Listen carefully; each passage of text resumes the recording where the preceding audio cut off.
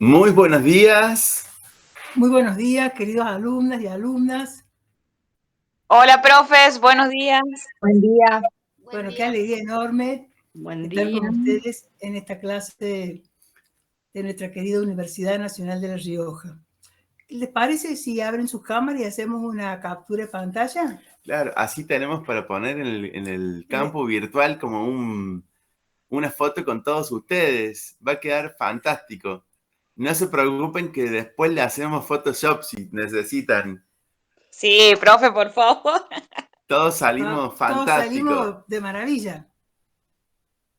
Va a ser una foto espectacular. La podemos poner también en el grupo de WhatsApp. Claro, va a quedar como un super muro. Bueno, las fotos salen. ¿Decimos honorarios?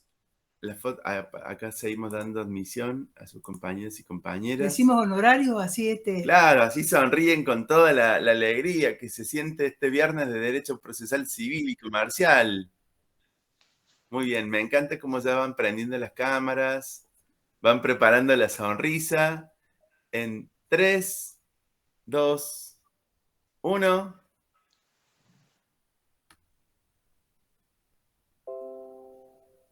honorarios.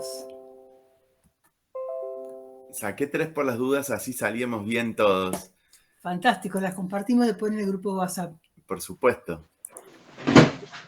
Bueno, qué alegría encontrarnos en este viernes de Derecho Procesal Civil y Comercial. El primer mensaje que les queremos dar es justamente comentarles de que todavía está abierta la inscripción para lo que es el participar en el proyecto de extensión universitaria, que nos llegaron un montón de mensajes de participaciones que quieren participar y bueno, como nos han pedido que les compartamos nuevamente este link del formulario de Google, es que les compartimos acá para que ustedes puedan anotarse y puedan participar. La participación en un proyecto de extensión es voluntaria, ¿sí? Es voluntaria, pero como bien dice, miren, acá les vamos a compartir lo que es el formulario para que ustedes sepan qué es en lo que vamos a participar. ¿Qué nos dice acá? Tenemos una frase de Mahatma Gandhi. Preciosa, el líder de la paz. Que nos dice, sé el cambio que quieres ver en el mundo. Acá, con la dirección de nuestra querida maestra, la doctora Rosa Vilapaz de Robledo, estamos desarrollando este año un proyecto de extensión en el cual los hemos invitado a todos ustedes a participar y este año se celebra, digamos, justamente con un proyecto que busca justamente construir acceso a justicia para la comunidad. El proyecto que estamos desarrollando es, ¿les podemos decir? Sí, por supuesto. Bueno. Sin suspenso. Les podemos decir, miren, nosotros lo que queremos crear es un podcast. Un podcast en lenguaje claro y sencillo sobre derecho procesal. Una vez que nosotros subamos este podcast a las redes, las personas en la comunidad van a poder acceder a una explicación breve sobre temas que son jurídicos y que, por supuesto, estos temas jurídicos a veces, por distintas barreras que hay sociales y culturales, no siempre son comprendidos y creemos que la sociedad tiene el derecho de comprender. Entonces, a través de este podcast queremos traducir a un lenguaje ciudadano, claro y sencillo, temas que son de nuestra materia y que, por ejemplo, bueno, si una persona quiere, digamos, saber qué es, por ejemplo, qué es un juez, qué es una jueza, qué derechos tiene, digamos, una persona, un consumidor, para acceder a la justicia. Sí, yo quisiera compartirles algo que les va a interesar. Fíjense ustedes que después de la Segunda Guerra Mundial en Europa, en Italia precisamente, después de la Primera Guerra Mundial en Italia precisamente, había un gran maestro del derecho procesal, que era Francesco Carneluti. Bueno, ese tiempo faltaba el trabajo, la economía estaba muy difícil, y bueno, él, para poder mantener a él y a la familia, además de estar en la universidad, toma un trabajo para ser locutor de radio y así sumar más ingresos para poder mantenerse. Bueno, en la radio le asignan un programa donde él debía explicar a la comunidad, a la sociedad, bueno, qué era un derecho, cómo nace un derecho, qué es un proceso, cómo se hace un proceso. Tenía audiciones breves donde tenía que en cada una de ellas tomar una institución y explicarla. Bueno, fíjense ustedes, este programa fue tan, pero tan importante que después se compendiaron todos sus mensajes radiales y se publicó 2 libros. ¿Cómo se hace un proceso? Es de la editorial Juris, está dentro de los clásicos jurídicos. Un volumen pequeño, no tiene más de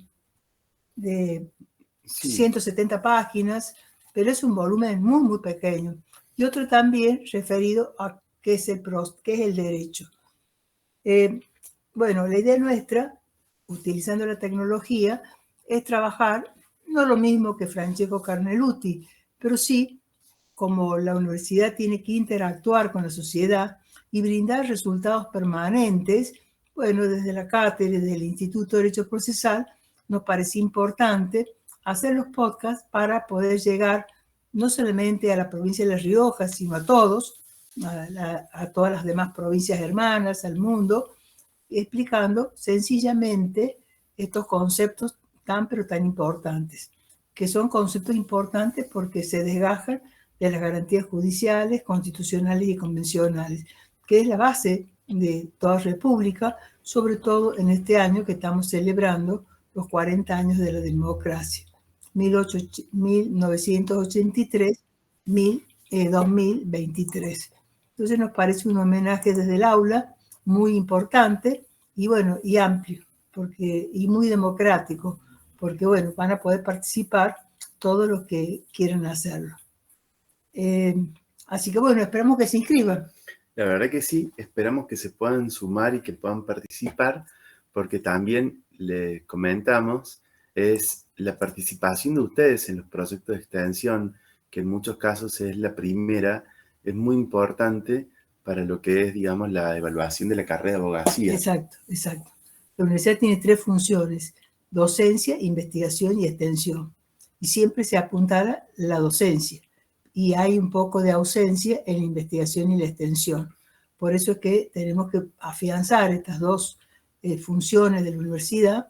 De ahí nuestra invitación para que desde el Instituto de Derecho Procesal trabajemos este proyecto de extensión de podcast. Exacto. Si ustedes pueden grabar un audio en una nota de voz de WhatsApp, pueden participar y pueden hacer un podcast con nosotros. Así que de esa manera les queremos dar esa cálida bienvenida a que se animen, participen. Y, profe Diego, y como me gusta decir a mí, por la puerta del aula virtual y por la puerta de los MIT entran alumnos, pero por esa misma puerta van a salir extensionistas. Exactamente. O sea, importantísimo, ¿no? Extensionistas. O sea, la labor de vinculación y esta interactuación social que debe tener la universidad con la sociedad. Bueno, ya creemos que ustedes se van a animar y van a participar, y con todo cariño, y les estamos dando una bienvenida a esto, y siempre hay una primera vez y todo se puede aprender. Lo importante es que ustedes tengan, digamos, el ánimo de querer hacerlo y que se animen. Bueno, esperamos sus mensajes y sobre todo que llenen los formularios. Exactamente. Bueno, profe Diego, vamos a comenzar la clase de hoy. Vamos a trabajar un poco en función del programa, los primeros conceptos, para luego poder desarrollar dentro también de esta unidad lo relativo a la organización del Poder Judicial de la Nación. Debo decirles que cuando hablamos de derecho procesal civil, que está consignado en la bolilla número 1, es una pregunta rigurosa de todos los parciales y de todos los finales. Y la sorpresa con que contamos es que no la saben responder. Y cuando decimos que es el derecho procesal civil, nos dan el concepto que ustedes aprendieron en teoría general del proceso. Esto es proceso en general. De ahí entonces que ponemos el acento en la necesidad de definir qué es el proceso civil. Y aquí vamos a seguir un concepto de Couture muy bueno, un concepto, digamos, clásico, que nos dice que el derecho procesal civil es la rama de la ciencia jurídica que estudia la naturaleza, el desenvolvimiento y la eficacia de un conjunto de relaciones jurídicas denominado proceso civil. En este concepto tenemos ejes muy importantes a destacar.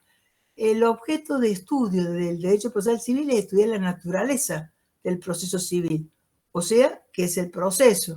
También abarca poder estudiar el desenvolvimiento del proceso civil, esto es, todos los trámites que integran el derecho procesal civil.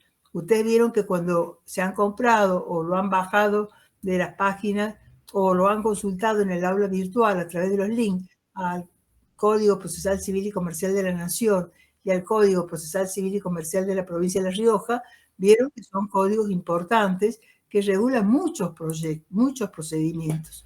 De ahí entonces la importancia de acentuar digamos, esta eje tan importante que tiene el derecho civil. ¿Por qué? Porque si nosotros vamos al derecho de fondo, al derecho sustantivo, y nos detenemos en analizar el Código Civil y Comercial de la Nación, ¿qué vemos? Un montón de instituciones del derecho de fondo. Bueno, desde el derecho procesal civil debemos brindarle al derecho de fondo, privado por supuesto, todas las vías procesales para realizar todas las instituciones que son propias del derecho civil. En consecuencia, si en el derecho civil hay muchas instituciones, también como respuesta, en el derecho procesal civil vamos a tener muchas clases de procedimientos. Esto lo vamos a ver en la bolilla siguiente cuando trabajemos la clasificación de los procedimientos. Y por último, también es muy importante en este eje donde hemos marcado la naturaleza jurídica del proceso civil, hemos marcado que abarca una gran cantidad de procedimientos, tenemos la parte final, ¿no?, que es muy importante, que tiene que ver con la eficacia del proceso. ¿Para qué sirve un proceso judicial? ¿Acaso una sentencia, cuando el actor gana el juicio, es para colgar en un cuadro o en la pared? ¿O tiene que ser un resultado eficaz que permita que el proceso se desenvuelva en un tiempo razonable de duración y que cuando salga el fallo, el actor ejecutante puede ejecutar ese fallo? De manera tal que cuando haya una buena ejecución de sentencia, tengamos que un derecho cumplido, en definitiva, ha sido un derecho del actor escuchado por parte de los jueces cuando han resuelto el caso concreto. Entonces, insisto nuevamente, este concepto de cultura está todo en el aula virtual, pero me gusta destacar cómo debemos trabajar la naturaleza del proceso civil, los procedimientos que integran el proceso civil y la eficacia o resultado. También hay otro gran maestro de la Universidad de Salamanca, que es el profesor Lorenzo Bujosa Badel. Es una eminencia, él es el presidente del Instituto Iberoamericano de Derecho Procesal. Y él nos marca que en materia del derecho procesal civil hay que atender qué cuestiones se plantean ante los juzgados y los tribunales, teniendo en cuenta que ellas están fundadas siempre en el derecho privado. ¿Y esto qué significa? Que estos procesos que se van a llevar determinan cómo se va a comprobar la verdad de ese juicio, y también a través de los hechos que las partes planteen y sus pruebas y alegaciones, y algo muy importante, que ese desenvolvimiento del proceso va a ser en el marco del sistema dispositivo. O sea, hay mucha instancia de parte para llevar adelante un proceso civil. Y por último también, esto es muy importante, que también el legislador en los procesos civiles necesita fijar qué actividad va a cumplir el juez y qué actividad van a cumplir las partes, regulando las atribuciones, deberes y cargas procesales que les corresponde a cada uno de ellos. Bueno, podríamos seguir dando, por ejemplo, Lino Palacio, otro gran maestro nuestro, argentino, que es uno de los coautores del Código Procesal Civil y Comercial de la Nación, vigente, por supuesto, nos dice que el derecho procesal civil se ocupa del estudio de todos aquellos procesos cuyo objeto consiste en una pretensión o petición fundada en el derecho privado, civil o comercial. Aquí vemos entonces cómo en todos los casos se pone el acento que el derecho procesal civil realiza casos concretos que son propios o específicos del derecho privado.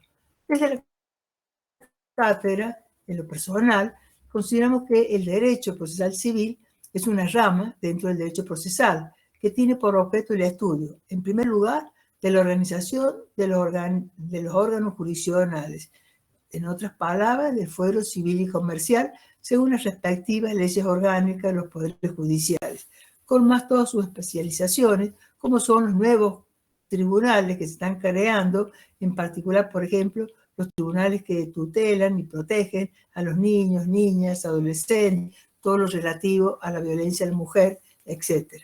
También, cuando hablamos del derecho procesal civil, estamos haciendo foco que el derecho procesal civil va a tener, para poder entender cómo se organiza el foro civil, va a tener que trabajar con el material que surge de las leyes orgánicas en aquellos poderes judiciales que tengan leyes orgánicas.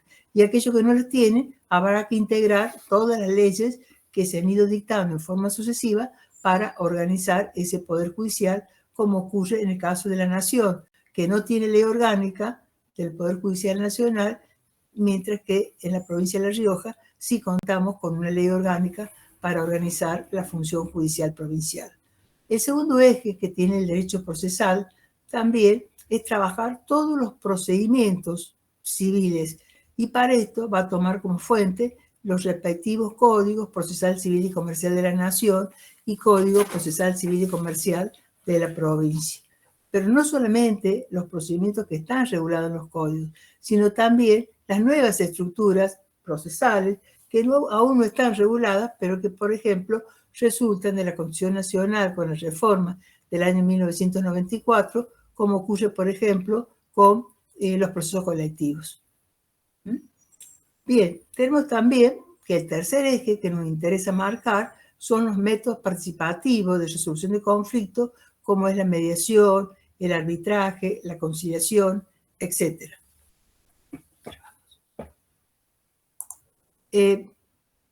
Bueno, quedó claro entonces cuál es el alcance que tiene el derecho procesal civil. Vamos a ver ahora, y esto es muy importante, vamos a tratar, ya que hemos visto puntualmente que el derecho procesal civil, vamos a ver ahora si el derecho procesal civil tiene alguna vinculación con algunas disciplinas, y por supuesto que lo tiene. Lo tiene con la teoría general del proceso, ya que las instituciones procesales, jurisdicción, acción, excepción, proceso judicial, se encuentran reguladas en la teoría general del proceso, con las bases constitucionales del proceso, que están consagradas en el artículo 18 de la Constitución Nacional y los artículos 8 y 25 de la Convención Americana sobre Derechos Humanos. Y también, por supuesto, con todo el derecho privado. Hago un paréntesis. Acá vemos en el chat que están escribiendo justamente para que los incorporen en el grupo de WhatsApp. Les pido, por favor, que si son tan amables, que escriban un mensaje con esto que están diciendo en el chat. Ese es mi número, 351-599-7148. Y de esa manera es más sencillo para poder, digamos, agregarles en el grupo de WhatsApp. Porque si lo escriben acá, lo tengo que copiar a mano, pero mientras si lo mandan en el grupo, el WhatsApp, es más sencillo poder agregarles y no cometer un error al anotar algún número, que por ahí uno puede anotar un número mal y de esa manera, digamos, agendar mal el contacto, y eso dificulta más incorporarles el grupo de WhatsApp.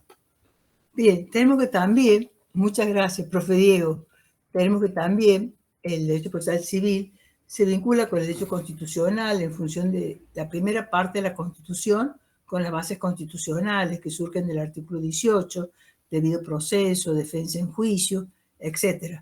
Y también, por supuesto, con el 8 y el 21 de la Convención Americana sobre Derechos Humanos, que regula el debido proceso y también el derecho al recurso. Bueno, también debo decir que es tan importante el derecho procesal, se basa en el derecho constitucional. Fíjense en ustedes, Couture, que es un gran maestro uruguayo, nos decía que las garantías constitucionales son como los mandamientos procesales. En todo proceso hay que cumplir las garantías constitucionales, porque si no se cumplen, ese proceso va a ser nulo. Por ejemplo, de la garantía del debido proceso deriva la garantía del juez natural. ¿Qué pasaría si yo llevo adelante un proceso ante mi vecino? ¿Es un juez natural mi vecino? No, porque no cumple los requisitos que están establecidos en la Constitución. Para que ese proceso judicial tenga validez, tengo que respetar las garantías constitucionales. ¿Qué pasa si llevo adelante un proceso donde solamente habla el actor y al demandado no se le da la posibilidad que intervenga? ¿Va a ser válido ese proceso? No, porque se ha violado la garantía de defensa en juicio y se ha puesto en jaque el contradictorio, que implica que en un proceso que es de carácter dialogal deben intervenir y deben interactuar todos los sujetos necesarios del proceso: el actor, el juez, el demandado, etcétera, etcétera. Bien, tenemos entonces que a esta gran influencia y relación que existe en el derecho procesal civil y el derecho constitucional, debemos sumarle que en estos tiempos, a partir de la década del 80 más o menos, se ha generado un movimiento mundial de acceso a justicia, propiciado por Mauro Capelletti, quien aquí marcó un hito, porque dijo: hasta ahora venimos aplicando en el proceso una igualdad formal. Decimos que son iguales el actor y el demandado, pero no lo son. ¿Por qué? Porque en la realidad hay una persona, no siempre está en un plano de igualdad con respecto a otra, sino uno puede ser más fuerte, por ejemplo un banco, y uno puede ser más débil, como puede ser un cliente del banco, o una persona puede tener una discapacidad. Entonces tenemos lo que se denomina los colectivos vulnerables. Y entonces en esas situaciones de desigualdad real es que dentro del proceso judicial, con un enfoque de derechos humanos, se tutelan a los vulnerables. Y esta tutela a los vulnerables, ustedes ya lo estudiaron en teoría general del proceso, pero se los reitero, se da a través de las 100 reglas de Brasilia que regulan el acceso a justicia de las personas que están en situación de vulnerabilidad. Es importantísimo esto que decís, porque hay muchas personas que son vulnerables. Esas vulnerabilidades, como bien decís, a veces son permanentes, a veces son más transitorias, a veces son estructurales, porque es decir, ya vienen de por sí como históricamente. Es decir, y en eso es importante, digamos, cada vez tomamos mayor conciencia de que eso existe, y cuando tomamos conciencia de que existe, podemos actuar al respecto y en este caso puntual, desde el proceso judicial, brindar un acceso adecuado y un trato adecuado a estas personas a las cuales, bueno, es importante, digamos, que tomando conciencia, que se vayan removiendo estos obstáculos culturales y brindando verdaderos accesos a justicia en esta materia. Bueno, para cerrar esta vinculación que hay entre el derecho procesal y civil y el derecho constitucional, debo señalarles que esta tutela a los vulnerables no queda solamente a criterio de los jueces, sino actualmente tenemos leyes que tutelan esta vulnerabilidad. Por ejemplo, la ley Micaela, que tutela la perspectiva de género. También está la ley Yolanda, que tutela la perspectiva ambiental.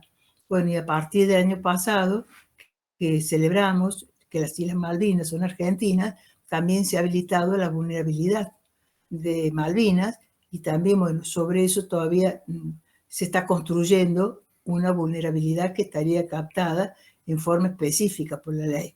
Todos estos ejemplos que les suministro son para que ustedes vean cómo este enfoque de derechos humanos en el proceso civil no es teórico, sino tiene nombre pedido y se aplica con una exigencia, por ejemplo, la perspectiva de género. Si un juez no puede ser designado juez si no acredita tener capacitación en perspectiva de género.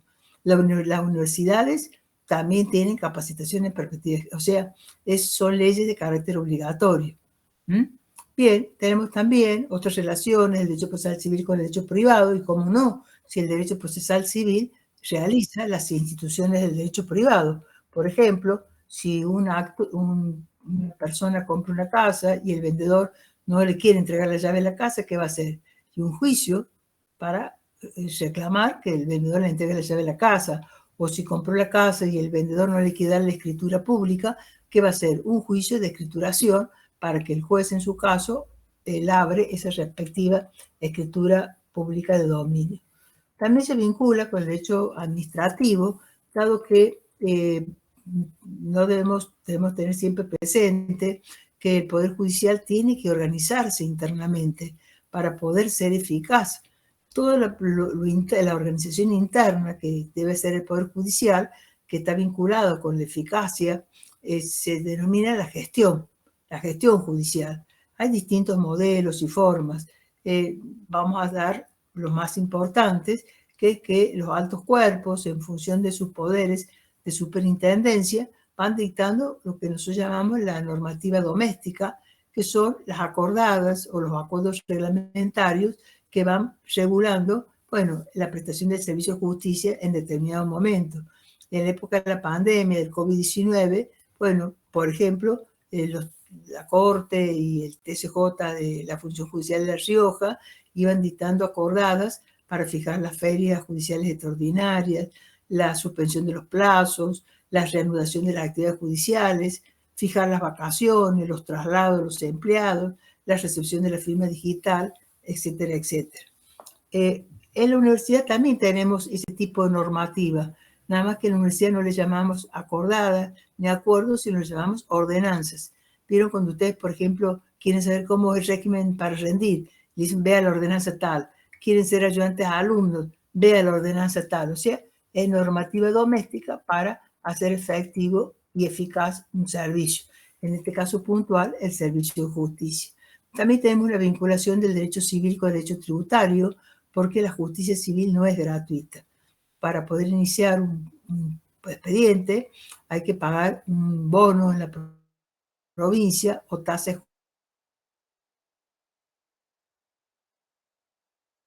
justicia, como es en el orden federal. Y para aquellas personas que no están en condiciones económicas de poder hacerlo, y esta medida de la situación económica es en función del caso. Yo, por ejemplo, gano 400.000 pesos. Bueno, estoy muy bien para poder vivir, pero si yo quiero iniciar un juicio contra la provincia por una indemnización de 40 millones de pesos, esos 400.000 pesos no me alcanzan para pagar el bono de justicia. Entonces, en esos casos, hay una situación de vulnerabilidad económica que me impide el acceso a justicia. Para eso... Doctora, ¿sí? ¿Cómo funcionaría entonces si no tengo la posibilidad económica para poder demandar? Con el beneficio de litigar sin gastos. En este caso, cualquiera de las partes va a pedir lo que se denomina un beneficio de litigar sin gastos. Que eso lo vamos a ver luego, un incidente donde se acredita su situación económica en función del caso. No es una situación de imposibilidad económica en general, sino en el caso particular. También tenemos la asistencia jurídica gratuita por parte del Estado, que la prestan los defensores públicos. Bueno, hay muchos sistemas para que, en definitiva, se garantice el acceso a justicia cuando existe esta vulnerabilidad económica. Y en otras provincias, como por ejemplo el caso de Córdoba, se ha ampliado esta situación de vulnerabilidad económica también para la mediación. Y tenemos una mediación de mediar sin gastos, como tenemos también el beneficio de litigar sin gastos para los procesos judiciales. Bueno, vamos a seguir viendo cómo el derecho procesal civil se vincula mucho también con el derecho ambiental y el consumidor. Ustedes saben que estos son los nuevos derechos contenidos en la Constitución Nacional, artículo 41, 42, a partir de la reforma del año 1994.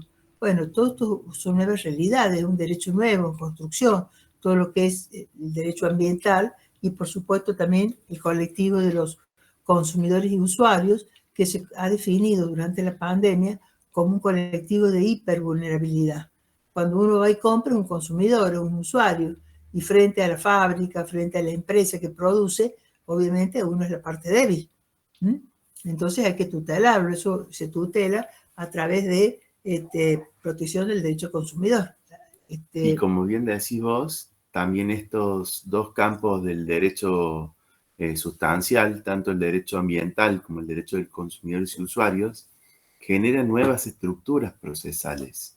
Porque fíjense, en la Constitución en 1994, en la reforma, cuando se incluyó a estos derechos, también se incluyó expresamente la figura del amparo. Y con esta figura, digamos, fue generando lo que es los procesos colectivos. Es decir, esta tutela, que en el derecho procesal civil sigue, digamos, la estructura clásica y tradicional de un polo activo y un polo pasivo, un actor y un demandado, en este tipo de casos genera, digamos, nuevos conflictos que al ser tan complejos también generan nuevas estructuras procesales. Amparos colectivos, amparos ambientales. Exacto. ¿Por qué? Porque la tutela tiene que abarcar una prevención y urgente. No se puede demorar años, sino tiene que ser urgente. Bueno, también el derecho procesal civil se vincula con el derecho internacional público, en el sentido, y también con el privado, en el sentido, bueno, lo público por todos estos bloques actuales de la justicia transnacional, como el Mercosur, como es la Comunidad Europea, y a nivel del derecho procesal, del derecho internacional privado, en razón de que también debe existir lo que se llama las relaciones de cooperación externa. Por ejemplo, cuando se quiere hacer una medida cautelar, cuando se quiere notificar en otra jurisdicción, aquí entra a funcionar lo que nosotros llamamos que dos estados, si tienen un tratado, van a manejar sus relaciones a través de lo que disponga el tratado. Si no tuvieran un tratado, está lo que se conoce con el nombre de las situaciones de reciprocidad de hecho, que actúan como si hubiera un tratado entre ambas, aunque no lo hubiera. Y también está el tercer supuesto, que son las situaciones de reciprocidad negativa. ¿Esto qué quiere decir? Que actúan de acuerdo a la realidad, que no hay ningún tratado y no tienen ninguna relación entre sí. Entonces, bueno, vemos ahí también cómo hay una necesidad de, hoy en día el juez debe vincularse. Piensen ustedes con todo este gran desarrollo de las tecnologías, de las ciencias, de la información y de la comunicación. El mundo global es casi, podríamos decir, un pañuelo. Ustedes compran por Mercado Pago, compran por Amazon, bueno, y están haciendo un comercio electrónico sin fronteras. Son las nuevas realidades de este siglo XXI, y ahí entonces la gran importancia que tiene todo esto de las relaciones de comunicación. También el derecho procesal civil se vincula con la economía, hasta, podemos decir, hasta más o menos la década de finalizando el siglo XX, si las investigaciones o los enfoques eran solamente jurídicos, pero luego se advirtió la necesidad de vincular lo jurídico y la economía, o sea, el derecho y la economía, por el impacto que pueden causar las sentencias. En nuestro país, por ejemplo, nosotros en el año 2002 tuvimos una situación de una gran crisis económica, los bancos retuvieron los ahorros de los ahorristas y esa situación se conoce con el nombre de corralito. Bueno, los ahorristas, como no podían retirar sus depósitos, hicieron amparo para, por vía de la justicia, retirar sus depósitos, y obviamente aquí ¿qué pasaba? Que los fallos que se dictaban en el corralito no solamente era un fallo para ese ahorrista concreto, sino que tenían impacto para la sociedad. Entonces, se advirtió a la Corte Suprema de Justicia de la Nación, advirtió la necesidad de crear la Unidad de Análisis Económico, y lo hizo por acordada 36/2009, que tiene por finalidad poder evaluar los efectos que pueden producir las sentencias como consecuencia de las variables económicas. Esto es un análisis de tipo consecuencialista y tiene por objeto medir el costo de acceder a la justicia a través de estadísticas y de otras herramientas de análisis totalmente empírico. Estas son cosas nuevas. También el derecho procesal civil se nutre con la sociología. Y cómo que no, si la sociología le aporta los análisis, sobre todo de comunicación social, desde la Administración de Justicia, elementos de análisis de la sociedad, de los requerimientos a los cuales debe responder la justicia civil, por ejemplo. Uno de los grandes requerimientos es elaborar una justicia de pequeñas causas, no llenar a los tribunales, colapsarlos con juicios de pequeñas causas, sino trabajar las pequeñas causas por separado y que las otras causas más importantes o de más envergadura sean las que vayan a los tribunales. Bueno, O también el análisis de las profesiones legales. También. Que, por ejemplo, la ley Micaela nos hizo generar, digamos, conciencia de cómo existe un techo de cristal y cómo, digamos, frente, digamos, a una organización del Poder Judicial, cuál es la posibilidad, digamos, de acceso de las mujeres al mercado, digamos, de trabajo en el ámbito judicial, la posibilidad de llegar a ser juezas, magistradas, o bueno, cómo está, digamos, conformado y cómo es ese acceso, también lo estudia la sociología. ¿Y qué nos pasa con la historia también del derecho? Que de algún modo nos cuenta un poco su historia, al igual que la filosofía del derecho, y que nos brindan, digamos, estas bases para el buen razonamiento jurídico, la interpretación, la argumentación, todos estos elementos que son de base para poder, digamos, aplicar este método de debate a través del proceso civil. Y bueno, y por último, el vínculo del derecho procesal civil con la filosofía, que tiene que ver con todas las bases del razonamiento jurídico, de la interpretación, de la argumentación, para poder el uso del lenguaje jurídico y natural. Bueno, esto es importantísimo, sobre todo cuando se alegan en las causas, cuando los abogados hacemos los recursos, los jueces cuando emiten sus sentencias. Aquí tenemos que trabajar con razonamientos jurídicos, ¿no? Aplicando, obviamente, la argumentación jurídica. Y como también, hoy por hoy, con esto del lenguaje, se va incluyendo este lenguaje sencillo. Como un requerimiento también de las nuevas tecnologías, de ir superando nuestra justicia del siglo XVIII, donde hablamos en latín y todo difícil, que nadie nos entendía, para hablar ahora con un lenguaje sencillo para la gente. Por ejemplo, aquí en las cámaras laborales, ¿no? Cuando dictan los fallos, dictan una sentencia como siempre, o sea, en un lenguaje técnico jurídico como siempre. Y cuando concluye, después de resuelvo, hacen un agregado. Y en ese agregado, que dura más o menos media página, se dirigen al cliente, le dice, señor actor, usted ha ganado el juicio, va a poder cobrar tal suma de dinero, tantos intereses, usted no tiene que pagarle a su abogado, porque cuando gana el juicio, quien tiene que pagarle a su abogado es la parte perdidosa, o sea, el demandado. Bueno, así, eso sería lo que es incorporar un lenguaje sencillo y llano también dentro de los fallos judiciales. Hay un caso que me encanta, profe Diego, que fue el caso un poco paradigmático que se hizo cuando en un juicio de familia había que dirimir la situación de un niño que tenía a los papás separados y bueno, y el niño iba de un lado a otro. Entonces, en la sentencia, la jueza usa la narrativa de un cuento de un niño que tenía dos casas, que tenía dos papás y que, bueno, estaba de rato en una u otra. Y entonces, pero que al final había acordado que esté de tal forma. Y el niño solo dijo, soy yo, dice. Claro. O sea, cuando se hizo la narrativa de un cuento, en realidad el cuento era la propia historia del niño, ¿no? O sea, entendió el fallo y entendió su situación. Eso es lo que se llama ahora el lenguaje sencillo, llano, inclusivo, de poder llegar a la gente para que la gente entienda realmente, ¿no?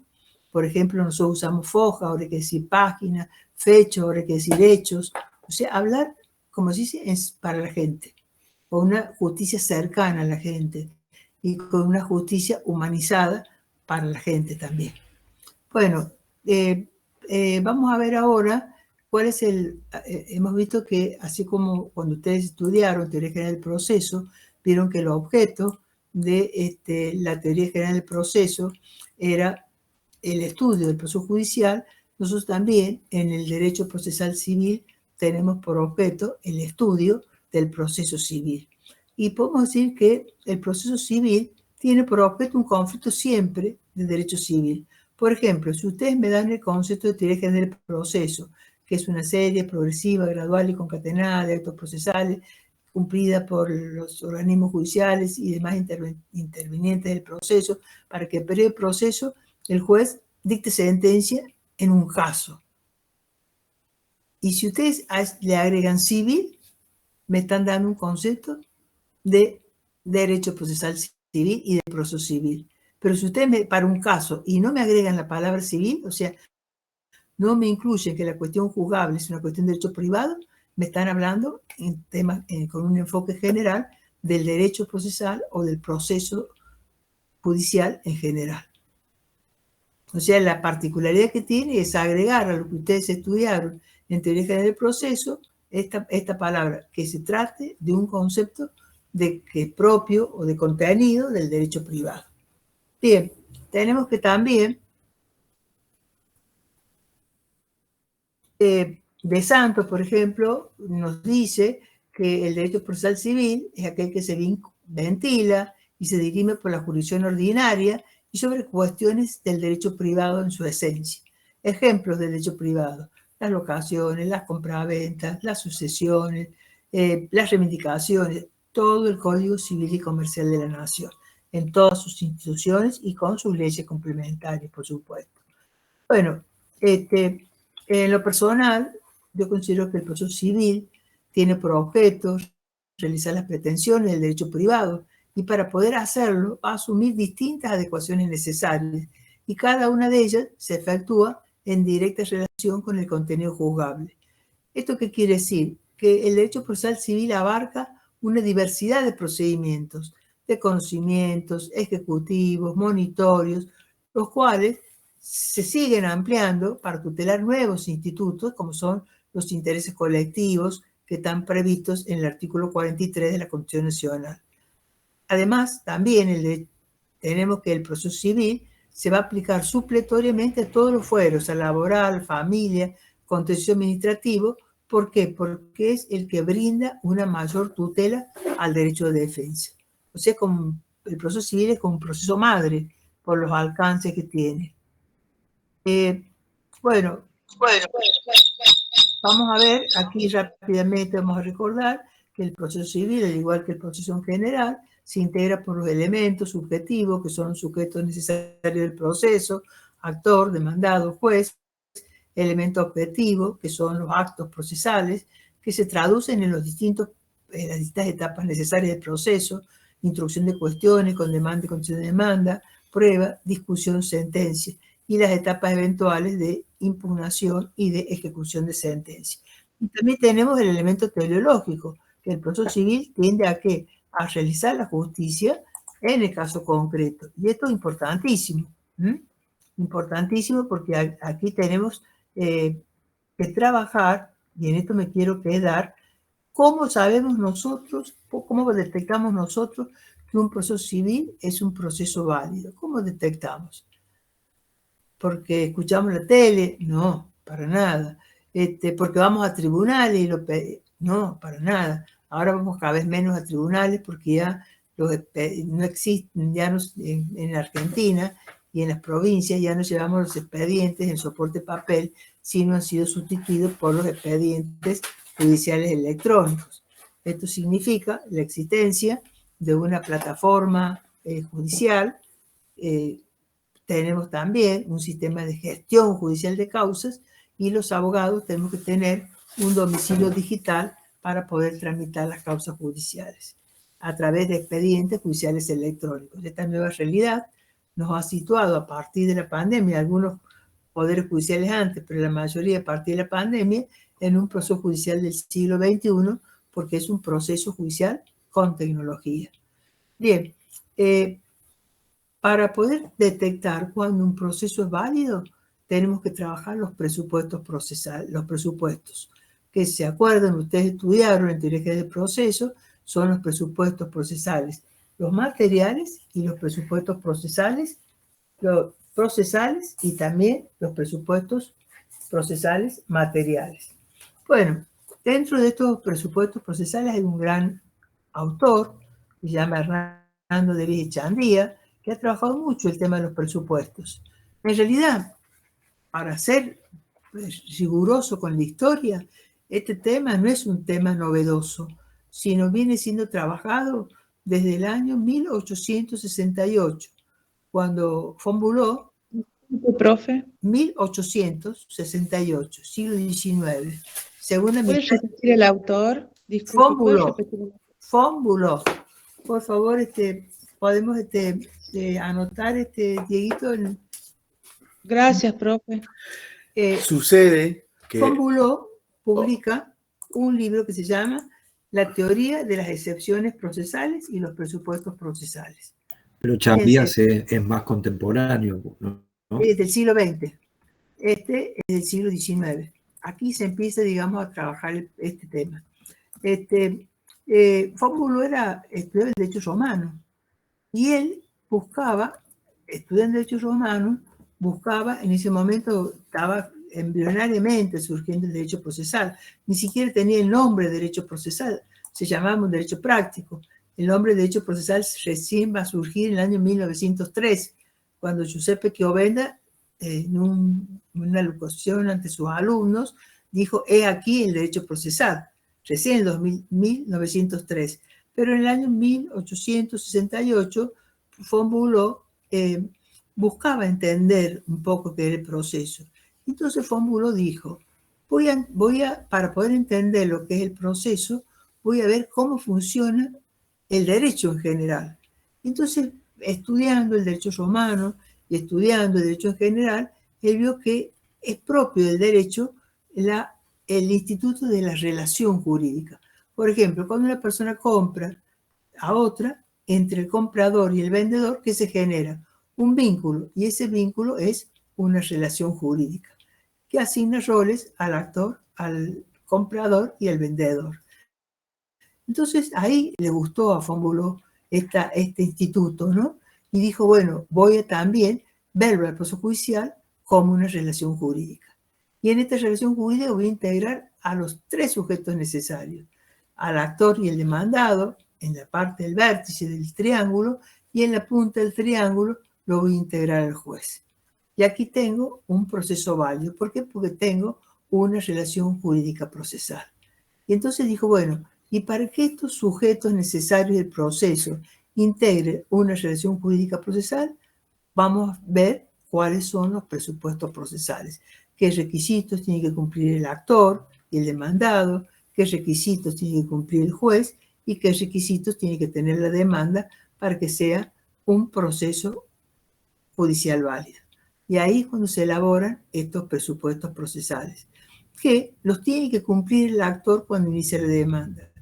Pero si el actor fue descuidado y no lo cumplió, y a su vez el tribunal, cuando dictó el primer decreto para admitir la demanda, no lo advirtió y se le pasó por alto, bueno, el demandado, en oportunidad de contestar la demanda, cuando se defienda, va a poder atacar los presupuestos procesales. Bueno, vamos a dar un ejemplo. Los presupuestos procesales pueden ser subjetivos cuando se refieren al juez y a las partes, y objetivos cuando se refieren a los actos procesales. Son juez competente, capacidad de las partes y requisitos para la admisibilidad de la demanda. Si, por ejemplo, yo inicio un juicio de desalojo ante el fuero penal, ¿es juez competente? No. Pero al tribunal se le pasó y le dio trámite. Y entonces cuando venga el demandado, que va a plantear una excepción de incompetencia porque no se da el presupuesto procesal de la competencia. Bueno, quien inicia el juicio es un menor de 15 años. ¿Un menor puede iniciar un juicio? No. No tiene capacidad procesal porque no tiene la mayoría de edad. No tiene los 18 años cumplidos. Bien, entonces, ¿qué va a hacer el demandado cuando se defienda? Va a plantear una excepción de falta de capacidad o de falta de personería si los mandatos que se acompañan, los poderes generales para pleito, poderes especiales para pleito, son incompletos e insuficientes. ¿Y qué pasa si me inicia el actor una demanda oscura, que no le entiendo, no me dice cuánto me demanda, no me indica qué rubro me está demandando? En otras palabras, leo la demanda y no entiendo lo que me está demandando. O sea, me genera un estado de indefensión. Entonces yo como demandado, ¿qué voy a plantear? Voy a plantear una excepción de defecto legal. Entonces fíjense en ustedes qué importantes que son los presupuestos procesales. Por ejemplo, les voy a hacer una pregunta.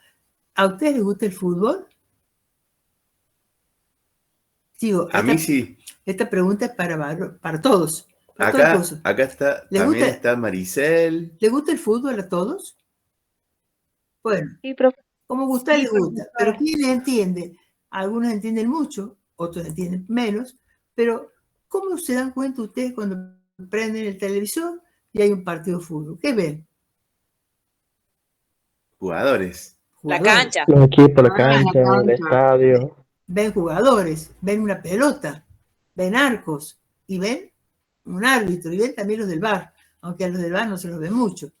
Bueno, o sea que ustedes vieron todos los elementos que integra un partido. Bueno, entonces si usted, por ejemplo, prende el televisor y dice, esto es un partido, dice el locutor, y no hay jugadores, ¿ustedes qué van a decir? ¿Esto es un partido o no un partido? Y no. ¿Por qué? Porque faltan jugadores, es una cancha vacía. O si usted, por ejemplo, prende la tele y el locutor dice, estamos frente a un partido, y no ven el árbitro, ¿ustedes qué van a decir? Esto están entrenando, pero no hay un juego de fútbol, no hay un partido. ¿Por qué? Porque está faltando el árbitro. ¿Y por qué ustedes pueden reconocer cuándo hay un partido y cuándo no hay un partido?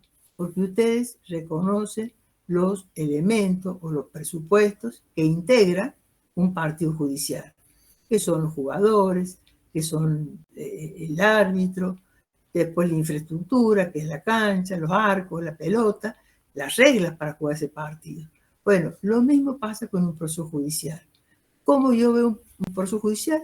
Porque reconozco los presupuestos procesales, reconozco que hay un juez competente, el juez civil, reconozco que quien inició el juicio es una persona mayor de edad y que si es apoderado tiene poderes suficientes para iniciar el juicio, y reconozco que esa demanda que está reclamando es clara, es precisa, es concreta, se trata de una demanda de daño y perjuicio, donde con toda claridad me indica la suma que me demanda, también los rubros de daño que me demandan y los montos específicos de cada daño.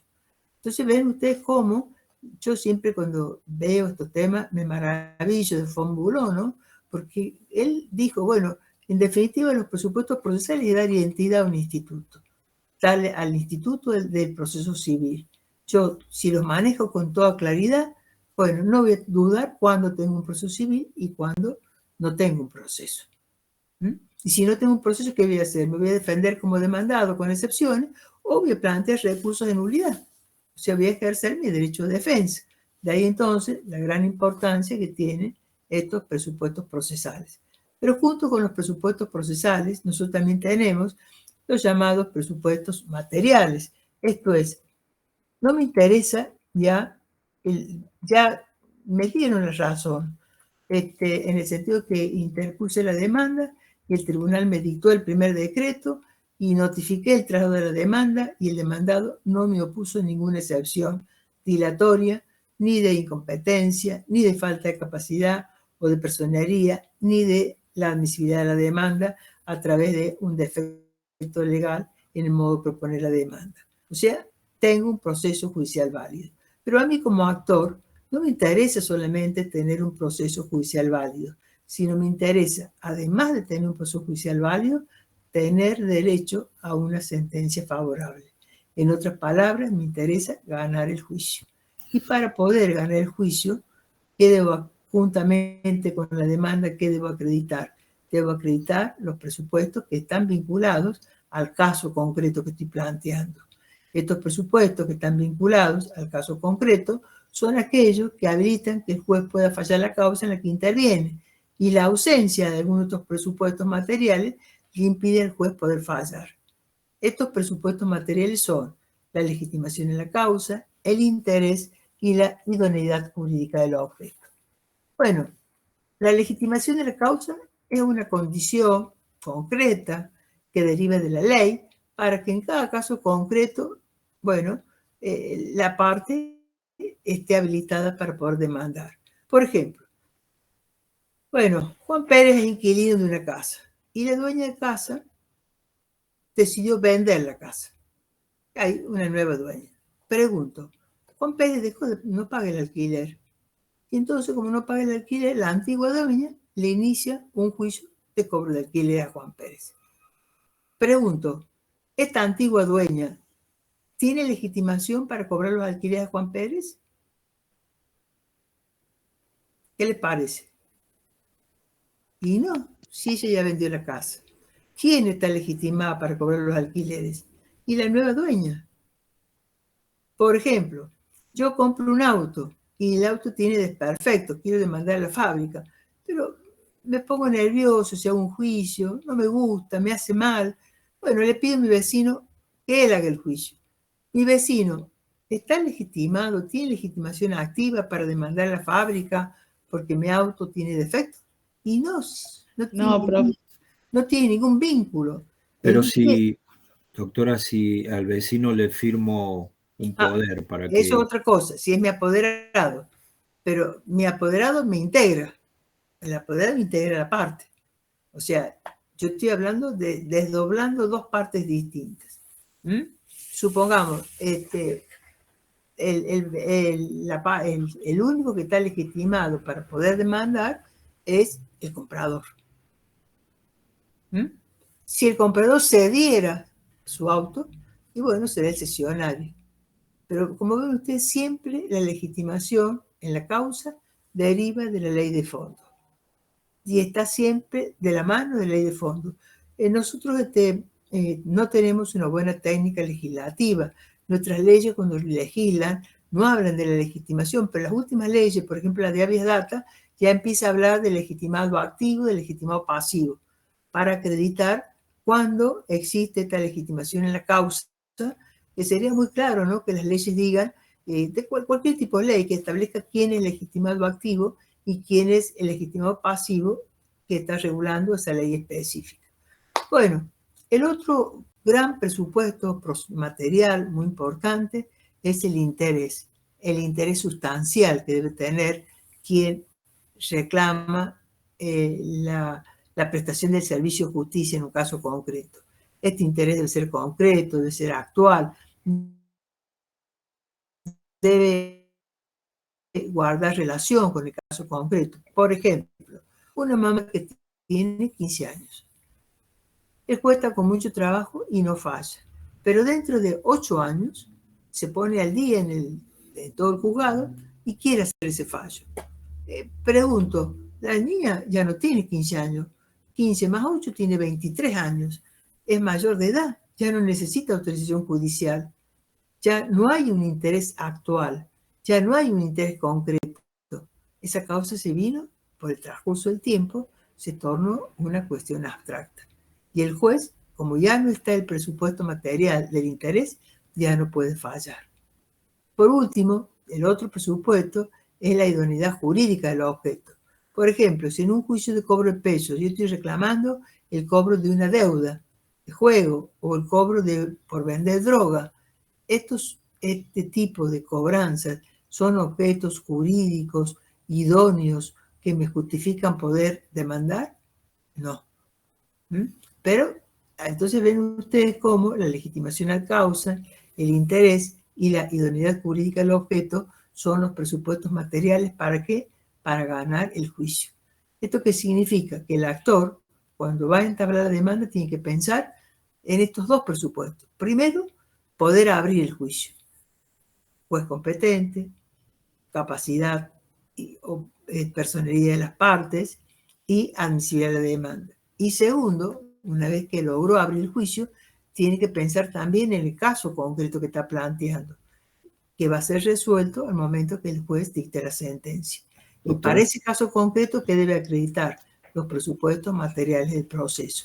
legitimación en la causa, interés, idoneidad jurídica del objeto. Si ustedes, por ejemplo, por ahí quieren, entrar a la página de la Corte Suprema de Justicia de la Nación, van a ver que la Corte, con muy buen tino, en la pestaña de resoluciones, tiene publicadas todas sus resoluciones. Y tiene algo que es muy importante, tiene una jurisprudencia sistematizada. Por ejemplo, tiene jurisprudencia sistematizada de recurso extraordinario. El recurso extraordinario de la Ley 48. Bueno, en esa jurisprudencia, la Corte en forma reiterada dice, se rechaza este recurso porque no acredita interés actual y concreto.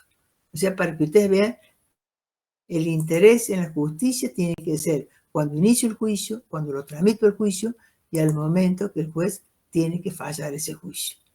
Bueno, estos presupuestos, como hemos visto, son indispensables para poder fallar. Nos quedaría para poder ver y cerrar este tema, que es un tema muy importante, bueno, ver dentro de los procesos civiles cómo los procesos civiles van a responder a distintos sistemas, ¿no? Tenemos, por ejemplo, un sistema de un proceso civil escrito, que es el que sigue el Código Procesal Civil y Comercial de la Nación. Estos procesos civiles escritos se caracterizan porque se sustancian en cada una de las etapas necesarias de demanda, constitución de demanda, prueba, discusión y sentencia siempre en forma escrita y sin aplicación del principio de inmediación. Esto es, el juez conoce el caso por leer el expediente, pero no conoce la cara de las partes, no conoce la cara de los testigos, nunca los escuchó. Y nosotros en Córdoba, que tenemos proceso escrito, muchas veces cuando vamos con los testigos, tenemos que tomar las audiencias, las tomamos los abogados, y cuando hemos concluido y ya acompañamos al testigo a la puerta, y dice, ¿cómo no lo vi el juez? ¿No estuvo presente el juez? ¿Por qué? Porque no hay principio de inmediación. Vamos a ver que, por el contrario, existe otro modelo, sistema de proceso, que es un proceso civil oral, que es aquel en el que se sustancia en sus partes principales a viva voz y ante un órgano jurisdiccional que entiende el pleito. Es lo que ocurre en la provincia de La Rioja, que tiene consagrado por la Constitución un proceso oral de única instancia para todos los fueros. En el Código Procesal Civil y Comercial de La Rioja, en el artículo 38, regula precisamente donde se plasma el proceso oral.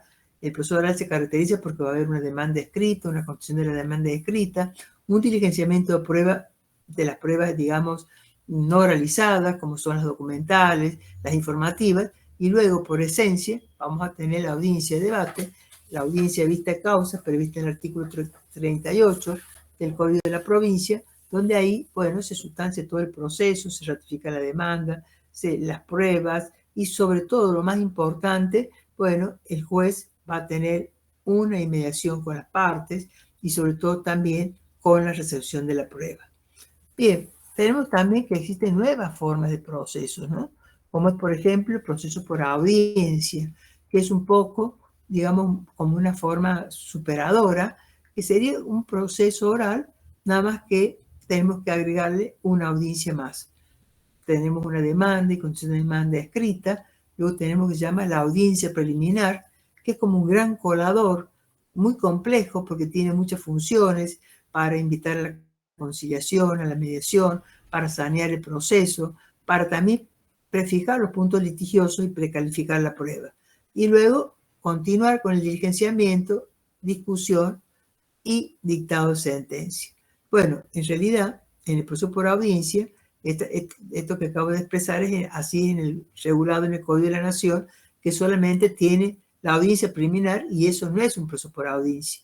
En el verdadero proceso por audiencia tenemos demanda, constitución de demanda escrita, audiencia preliminar, diligenciamiento de la prueba no oralizada, audiencia complementaria o audiencia de debate, sentencia.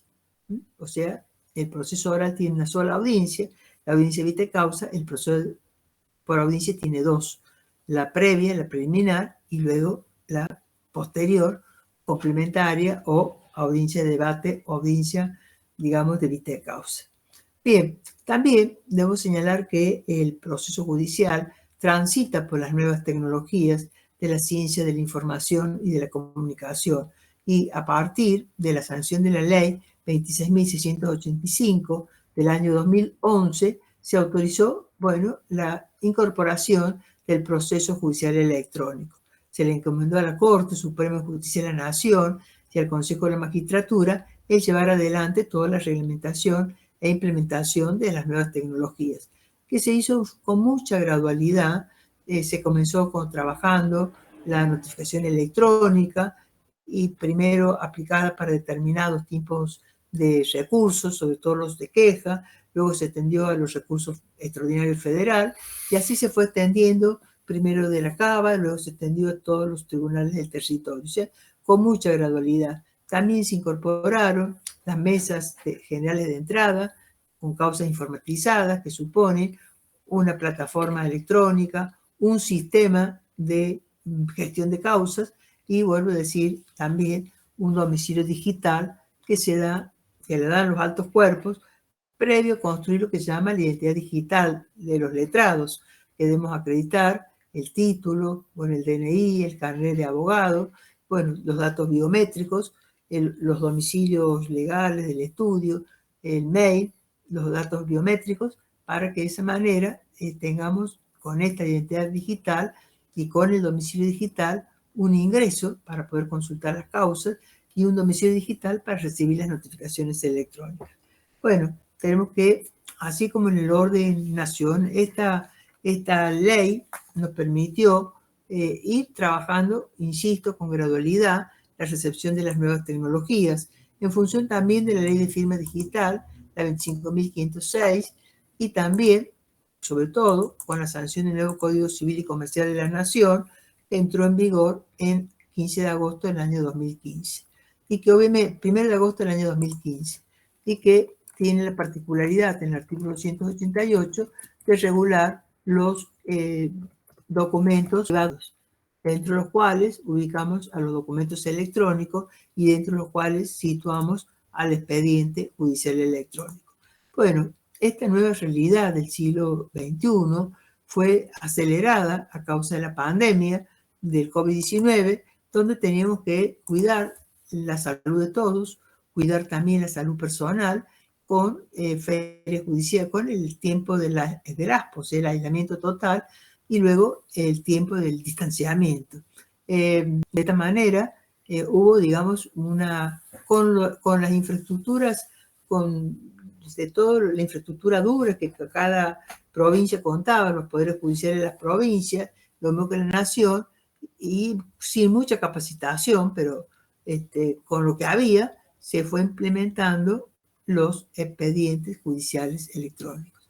Y se avanzó más todavía, porque además de trabajar lo que sería la ciencia de la información, utilizando, toda esta investigación y la computadora para avanzar con las tareas, se sumó la ciencia de la comunicación, que implica el uso de medios telemáticos que permiten una interacción con instantaneidad en tiempo y también en lugar. ¿Cómo nos pasa a nosotros ahora que estamos con un medio telemático unido en este medio? Esto dio lugar a poder recetar las pruebas a través de la gran protagonista del año 2020, que han sido las audiencias virtuales. Y en esta pospandemia, que se están haciendo muchos estudios de evaluación, digamos, de toda la experiencia pasada en la pandemia para ver qué queda y cernir qué es lo que tiene que ser modificado, vamos, digamos, construyendo un proceso judicial a la altura del siglo XXI. ¿Por qué? Porque todos estos avances tecnológicos de la ciencia de la información y de la tecnología también han abierto el camino para la inteligencia artificial, o sea, para que las máquinas piensen como los humanos. Y y ahí estamos en la construcción de la inteligencia artificial, y estaba en los tribunales para búsqueda de jurisprudencia, para estadística, pero en los distintos pasos, porque estas tecnologías tienen muchas graduaciones y pasos, se va viendo la figura de que es un tema en debate y sobre lo que todavía no hay una postura definitiva, la posibilidad de que haya jueces robots. Esto es, que sean los jueces robots los que puedan emitir los fallos. Esto todavía es un proyecto, yo diría, muy verde, todavía está en construcción. Nosotros no tenemos en el país ningún juez robot. Tenemos experiencias pilotos, pero por ahora es una construcción.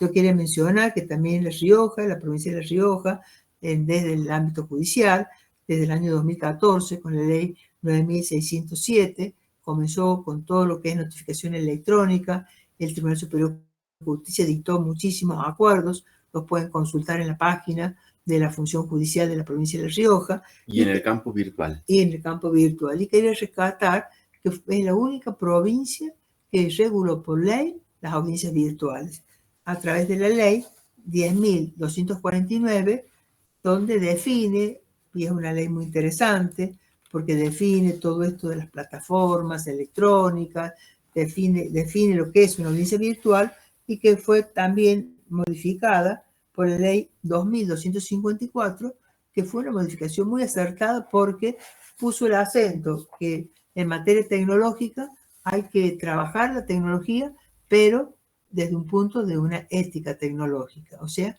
con buena fe y con ética tecnológica, porque es la forma, digamos, de que de esa manera un uso tecnológico ético. Eso es importante, por eso que quería citar estas dos leyes.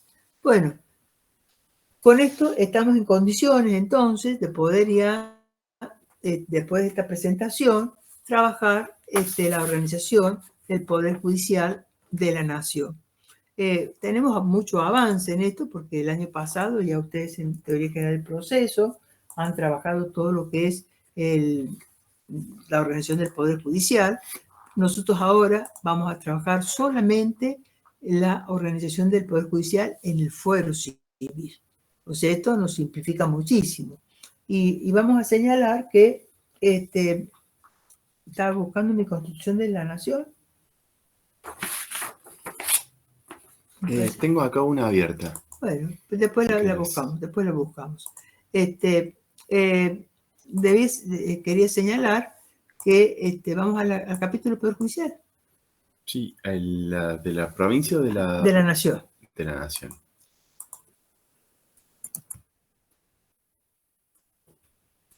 Vamos a señalar que vamos a hacer dos cosas, porque estamos con tiempo. ¿Podemos hacer la visita de la Corte, la visita virtual a la Corte? ¿Cuánto nos demorará? Tengo acá la página abierta. Bueno. Vamos a hacer la visita virtual a la Corte Suprema para poder ver. Esta es la página web de la Corte Suprema de Justicia de la Nación. Ustedes pueden ver ahí en la parte superior csjn.gov.ar. Acá nosotros podemos ver lo que sería, digamos, información institucional, las decisiones donde están las sentencias y después distintos servicios. Es una página muy accesible que cuenta, digamos, con las novedades y que acá nos permite ver y conocer quiénes son los magistrados que en este momento actual integran como ministros la Corte Suprema de Justicia de la Nación.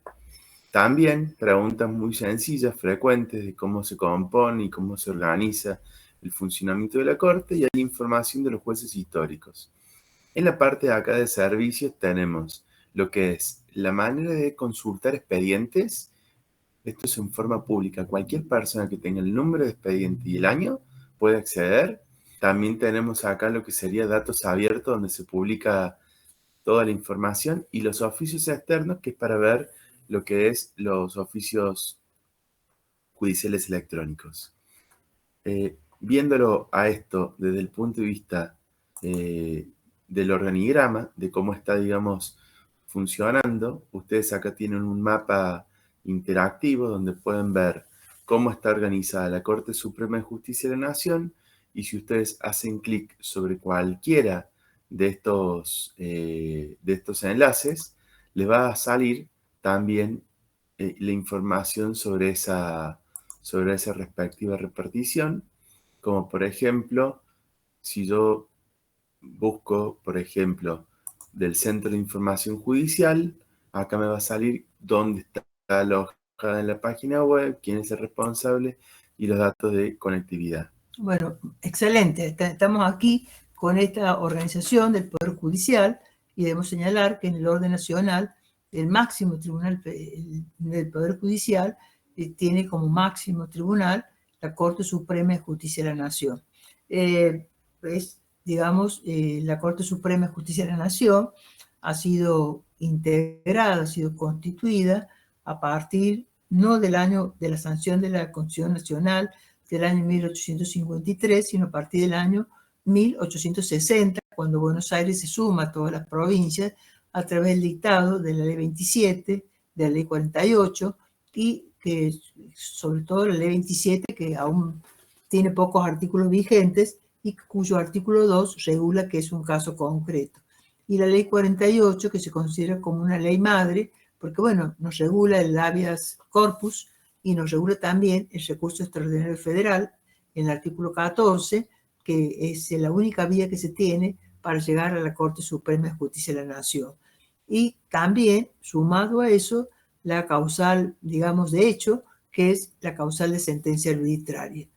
A la Corte solamente se llega por vía de los recursos extraordinarios federales, recurso de queja o de hecho, o también se puede llegar a través de un per saltum. Eso lo vamos a ver cuando veamos la competencia de per saltum en relación a la competencia de grado.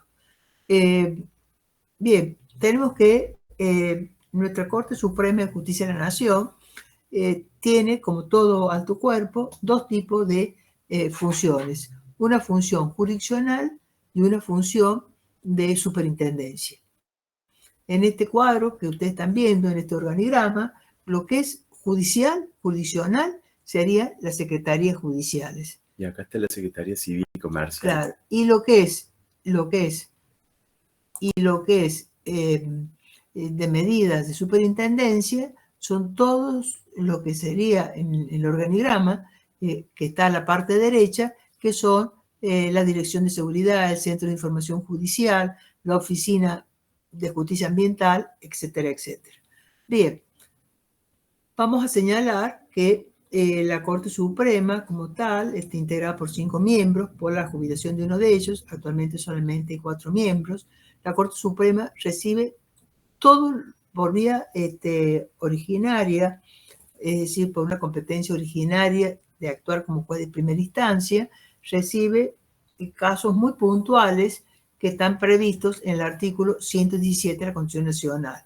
Conflictos de provincias o también conflictos de vecinos contra provincias o todo lo relativo, yo digo, al Ministerio de Relaciones Exteriores, que son las cuestiones de los cónsulos, ministros, plenipotenciarios, embajadores, etcétera, etcétera. Eso es una competencia que tiene la Corte Suprema de Justicia de la Nación de carácter originario y exclusivo. Actúa como tribunal de primera instancia y obviamente su resolución no es objeto de ningún recurso posterior.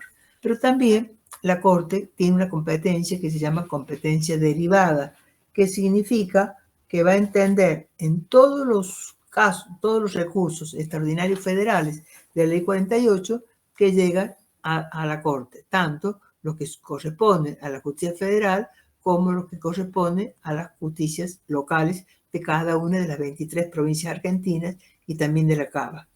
¿Esto qué significa? Que la Corte, para que ustedes tengan una idea, más o menos por año en su función jurisdiccional y falla unos 15.000 expedientes. Falla más o menos a veces hasta 20.000 expedientes.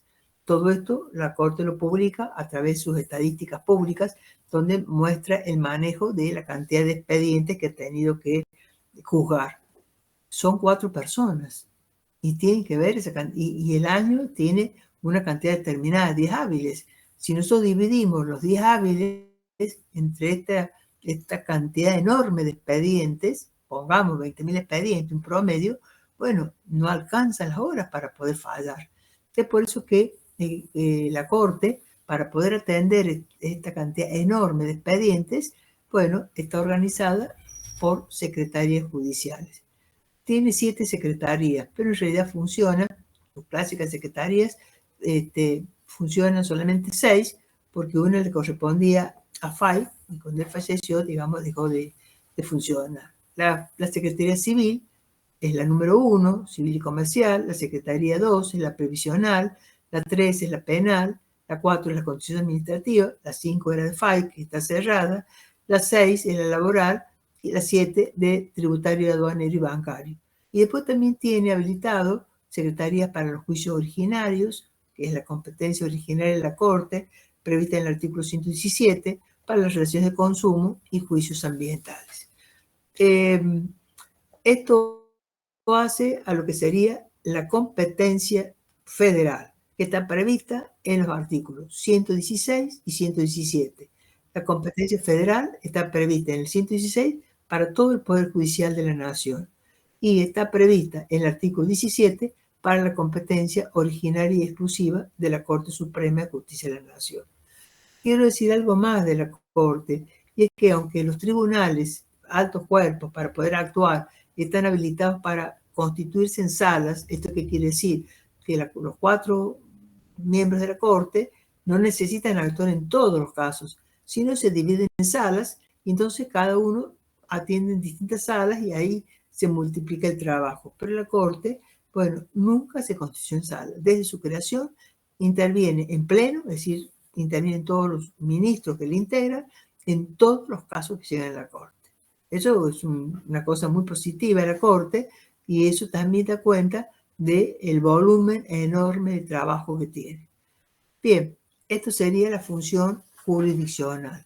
Hemos visto que en el organigrama, en el lado derecho, hay un cúmulo de secretarías, de direcciones y demás, que es el apoyo administrativo que tiene la Corte, como tienen todos los altos cuerpos. Y esto tiene su fundamento en el artículo 113 de la Constitución Nacional, que habilita que la Corte pueda darse su propio reglamento y que pueda también dictar sus respectivas acordadas. Bien, tenemos entonces que, hecho esta aclaración, me parece importante destacar entonces que la Corte Suprema tiene, como máximo tribunal, tiene este tipo de proyección, ¿no? Que es tan, pero tan importante. Bien, la Corte también tiene, juntamente con la Corte, interviene siempre la Procuración de la Corte, que viene a representar lo que sería el orden público, o sea, el Ministerio Público Fiscal. Y también tenemos a nivel de la Corte el Ministerio de la Defensa, que está integrado por los defensores que actúan en todo el Poder Judicial de la Nación. Nada más que ocurre que cada tribunal debe tener a su mismo grado, bueno, un representante del Ministerio Público Fiscal y un representante del Ministerio de la Defensa. También, a partir de la reforma del año 1994, debemos trabajar a la Corte en función de ¿qué? De ver la Corte con el Consejo de la Magistratura. ¿Por qué? Porque precisamente antes solamente se veía la Corte sola, pero hoy en día lo tenemos que trabajar con el Consejo de la Magistratura.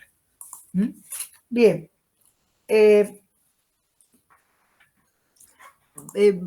Después de explicar, entonces, volvemos ahora a la función jurisdiccional. Vamos a ver, en la función jurisdiccional, he querido destacar el enorme volumen de trabajo que tiene la Corte. Profe, por ese motivo, ¿sí? Disculpe, me tengo que retirar porque tengo que buscar a mi hijo en la guardería, ¿sabe? Perfecto. Vamos, ya estamos cerrando. Bueno. Y la asistencia nos la da directamente el Meet. Cuando termine el Meet, nos sale a nosotros un Excel que dice quiénes se conectaron. La Corte, como máximo tribunal, tiene he resaltado en todo momento, tiene un enorme volumen de trabajo. Y es por eso que para aliviar este trabajo de la Corte, bueno, se consideró que era necesario establecer lo que se llama los tribunales intermedios. ¿Cuáles serían los tribunales intermedios? Sería que entre la segunda instancia y la Corte hubiera un tribunal intermedio. Así como en el fuero penal está la Cámara Nacional de Casación Penal, bueno, también era importante que en el fuero civil hubiera algo parecido. Y Eso ocurrió a través de la ley 26.853, que se crearon lo que se llama las cámaras federales y nacionales de casación civil y comercial. Sin embargo, estas cámaras no llegaron a funcionar y fueron derogadas por la ley 27.500 del año 2019. ¿Esto qué significa? Que en el fuero civil nosotros tenemos que trabajar, en primer lugar, con un tribunal máximo, que es la Corte Suprema de Justicia de la Nación. Luego, tenemos que trabajar la justicia federal en provincia y la justicia federal en la Cava. Y junto con la justicia federal de la Cava, tenemos que trabajar también la justicia ordinaria de la Cava. Bien, ¿cómo hacemos? ¿Dónde encontramos este material tan importante? Bueno, yo he citado como fuentes importantes para la evaluación del Poder Judicial la Ley 27, la Ley 48 y en particular el decreto de ley 1285/58.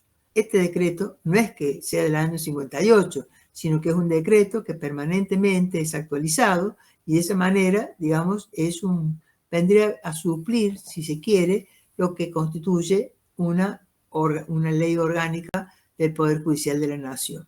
Si alguien quiere leer este decreto, va a ver cómo en sus artículos se hace referencia a la competencia de la Corte, se hace referencia a los tribunales federales que están en provincia, que en el Fuero Civil se integran con las cámaras federales de apelación, que no están en todas las provincias, sino están en los distritos judiciales que son necesarios, son más de 15 en el país, a los fines de atender el volumen de trabajo que corresponda a ese distrito.